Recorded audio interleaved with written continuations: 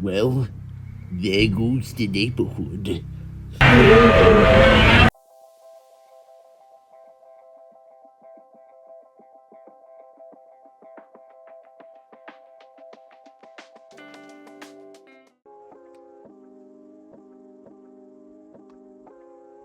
Hi, welcome to Film Stash. My name is Douglas Campbell. As you can see, I totally had something prepared. I wasn't celebrating the 4th and just having a lazy day. Happy late 4th. Obviously, it's America's holiday, so let's talk about a Japanese movie today. Today's movie, it actually came out last year in theaters, select theaters. It was released originally in Japan, and now it's out in America on Netflix, and it's still quite popular. This is Godzilla Minus One. Haunted by the horrors of World War II, guilt-ridden kamikaze pilot Koichi Shikishima is attacked on Oto Island along with many warplane engineers by a gargantuan monster. More weight weighs on him after failing to kill the monster. Upon his return home, a homeless woman and a baby move into his house, and he reluctantly takes them in. Years pass and a new normal is eventually found for Shikishima's new family and a post-war Tokyo, until the monster from his past re-emerges. Now, on a personal mission, Shikishima teams up with a group of veterans to finally take down the monster known as Godzilla. To be honest, I'm not a big Godzilla or a kaiju type monster fan. Like, I've seen Pacific Rim, and I've even seen the Godzilla vs. Kong from a couple years ago. Whenever I watch these movies, they're fun for a couple minutes.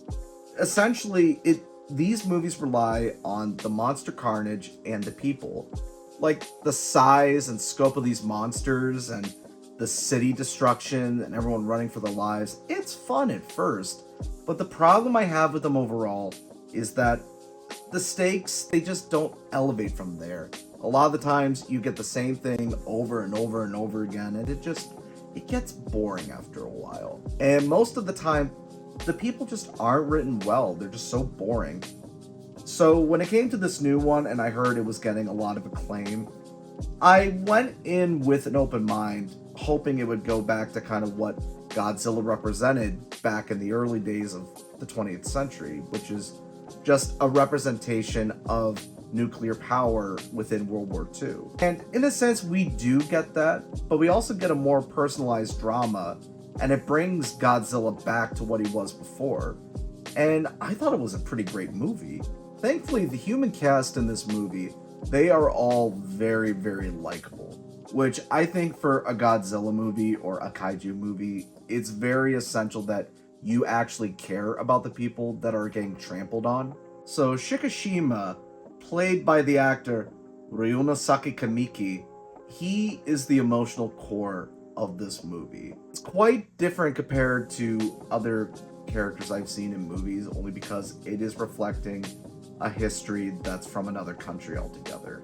For Western audiences, we typically have seen movies of the war veteran that's going through PTSD, survivor's guilt, and dishonor, typically from the American side or any of the other forces within the West. This one's different because it's from the perspective of a kamikaze pilot who's dishonored just because he chickened out of taking that fateful plane trip.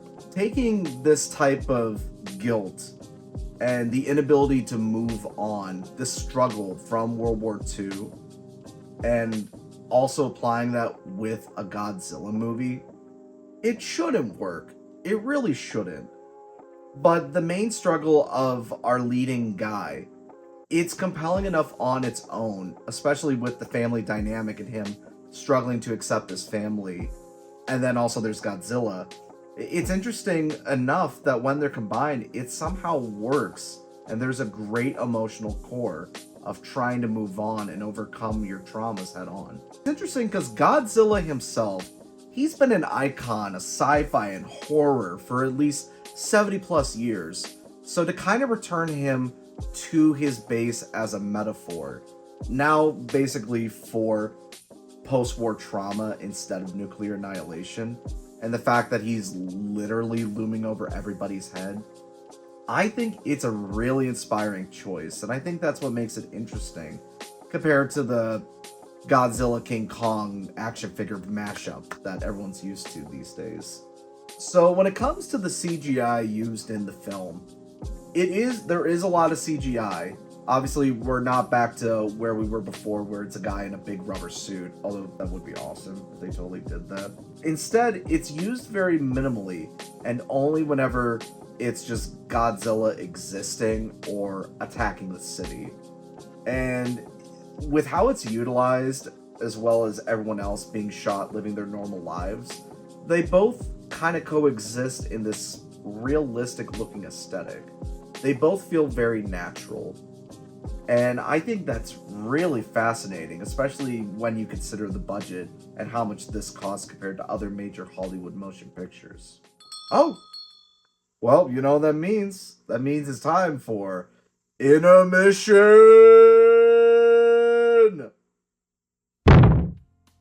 Oh. Oh, just it's corn. Do you want some, Mr. Zilla? It's scaly, just like you.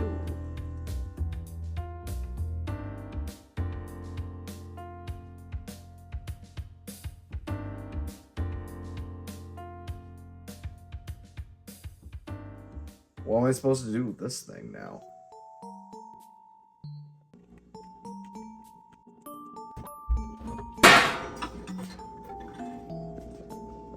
Cook. Cook. Cook.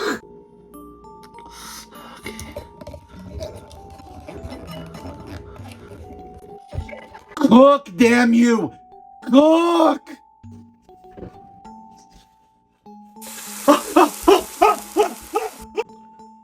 Please cook. Please cook, come on. Come on, it's Friday night, please cook. I summon the fact that Dub. What?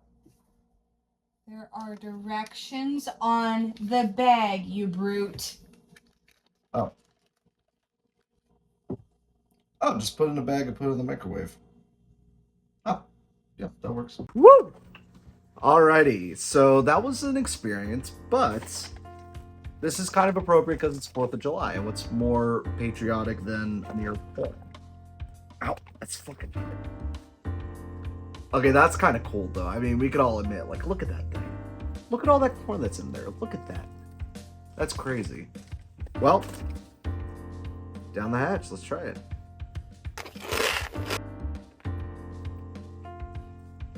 So it's hard to grab because it's hot. There's not really any flavoring. There's probably should have put butter on this thing, but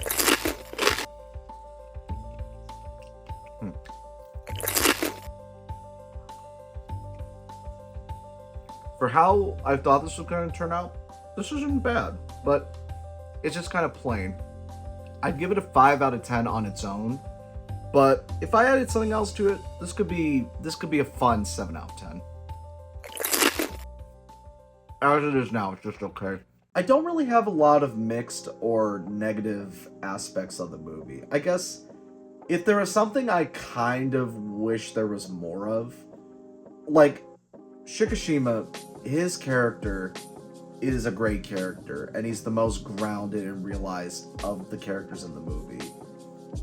The supporting cast is great, but I kind of wish they were as fully realized as he was. As a result, they're just kind of the standard checklist of like the scientist, the quirky comedic supporting characters, the girl, the kid. They play the roles well, but I wish they were kind of like him. Again, like, this is a very minor nitpick for a negative. And for me, like, the first 2/3, they go by really quickly, and because I'm so invested in the characters. But oddly enough, when it comes time to enacting the plan to try to take out Godzilla, it is interesting to watch, but it's kind of like these other kaiju movies. Eventually, it grinds to a halt, I feel. It just kind of gets a little boring in the climax, but what brings it home for me is seeing how these characters make it through everything, and whether they're changed or not, whether they make it out. And that brings me through, but it does kind of unfortunately face a lot of my personal problems with kaiju movies. For a Japanese blockbuster, I think that this was truly great. Now, it was a character study. It really has good themes of trying to overcome tragedies as a person and as a nation and trying to work together to build towards a better tomorrow.